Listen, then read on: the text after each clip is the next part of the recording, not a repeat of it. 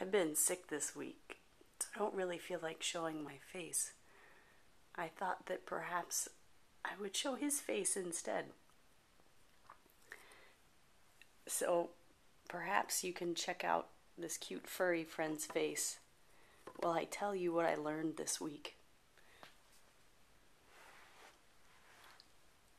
I always say that there are no experts. The only true expert is ourself. And I say that because our learnings, the lessons, the challenges we face, all of this makes us who we are. I used to beat myself up every time I would do something because I thought that somehow getting it right was the goal. My new perspective is that really there is no goal. It's just a journey. All I can do is observe and grow and become along the way. So I thought I'd just share what I learned this week. And it started this past Sunday. My beloved wasn't feeling very well, and I was very worried.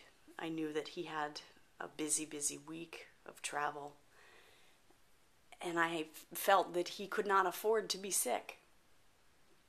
And being that I know various healing techniques, I spent a few hours doing both Zen therapy work and then healing touch work with him. I knew going into it that I was saying to myself, not out loud, but just thinking it, you cannot afford to be sick, but I can. Somehow I was saying that either in my schedule, because it wasn't as rigorous, or the work that I do perhaps wasn't as valuable. That's really the essence of what I was saying to myself. So this week I suffered. And I did get sick. I invited it. I know I did. The good news is I hadn't afforded myself the luxury of a book.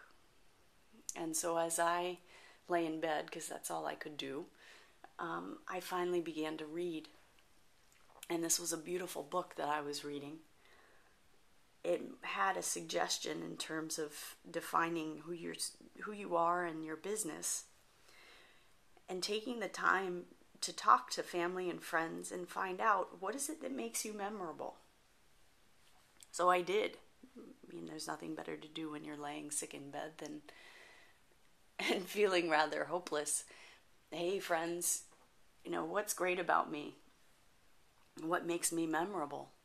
It's a humbling question to ask.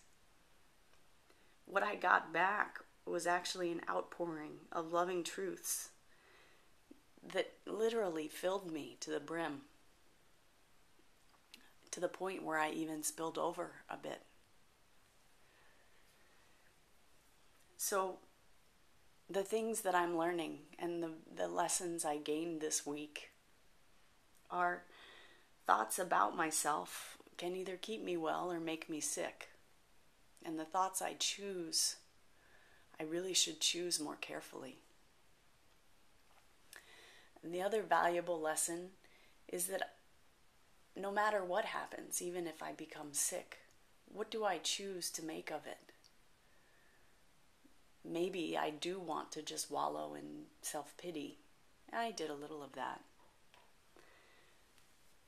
But also the value of reaching out and receiving and taking the stillness as a reset point was something beautiful for me this week.